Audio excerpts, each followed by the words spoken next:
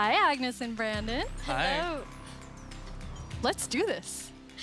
So, okay, the next update is the update that we know that so many of you, and well, so many of us as well, has been wanting for such a long time.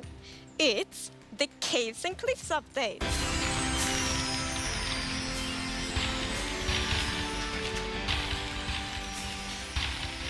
It must feel amazing to be able to tell everyone that.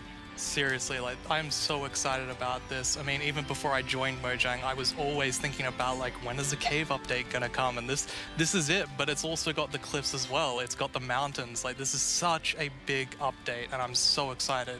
How are you feeling, Agnes?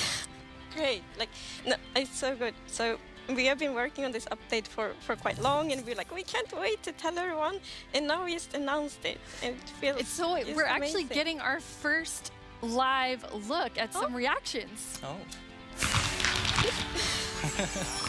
Okay, that's very cute. So cute. Those mobs are very, very excited. This year, we asked some of our communities to submit questions that we'll answer across the show. This first question definitely feels like something everyone wants to know.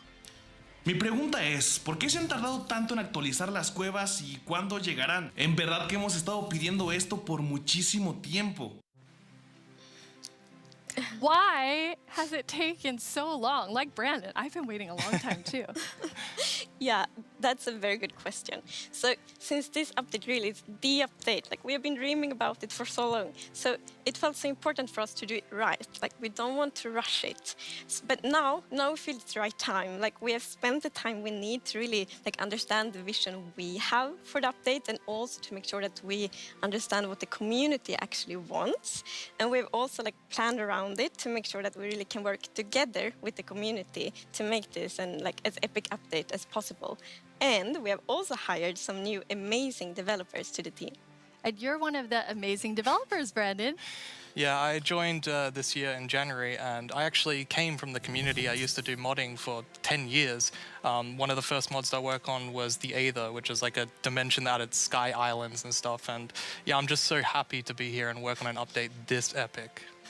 I'm so happy to have you. We have another creator question. Hi, I'm the Pink Diamond Diva, and this is my question. Are you making the caves more advanced for older players so they can mine deep, or are you making them more accessible and easy to navigate for newer players? Such a great question. Yeah, I mean, with this update, we're making sure that we can have as much variation as possible within the actual caves themselves, but we want to make sure that the old caves are still retained as much as possible to keep that classic feel. Yeah, and we really also looked into to make sure that we have something for everyone, because we have such a huge community, and it's also a very diverse community, and that's such a beautiful thing. So we really want this update to have something for everyone. So actually, we made sure to map all the features in the update to different player styles to really see that we fulfill that goal. That's so cool. And you had such a big thought process on how you decide what even goes into an update this big. Yeah, we have spent quite a lot of time on just making sure that we have a very good fundament for the update. For example, we did the player style mapping, and we've also worked with design pillars. So the design pillars, they kind of describe the vision of the update. So for example, they help us when we prioritize between different features, and also when we design each specific feature. And we have 3 pillars for this update. And the first one is actually all about the spectacular mountains, the snowy snow, and the mischievous goats.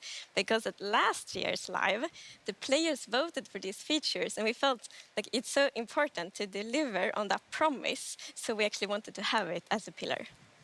Yeah, and another pillar that we actually integrated into this was adding strategy to mining. So of course, Minecraft already has plenty of strategy in mining, but we wanted to see if we could push that just a little bit further and add even more mechanics that make it interesting for players to mine in the caves. Yeah, and the third pillar is to create an underground of marvel for the players.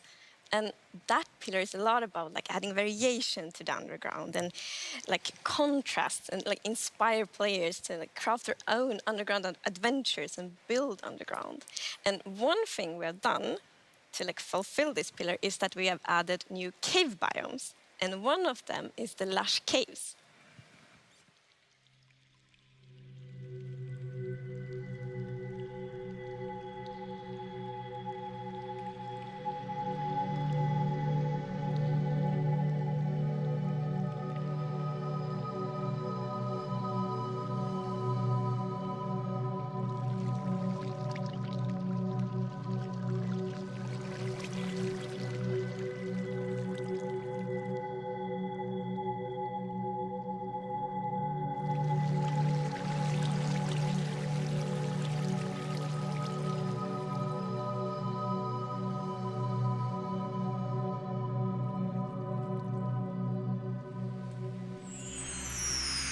so beautiful. It doesn't feel cave-like.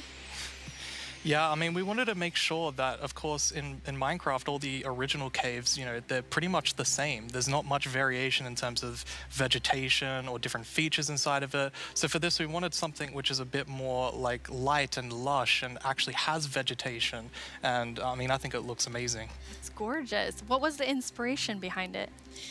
So we were thinking about, okay, so how should it feel when you're in a lush cave? And we wanted to be like, so you feel like very tiny inside like a big garden or big forest. So like when you look up, it's actually like vegetation above you, it's vegetation around you.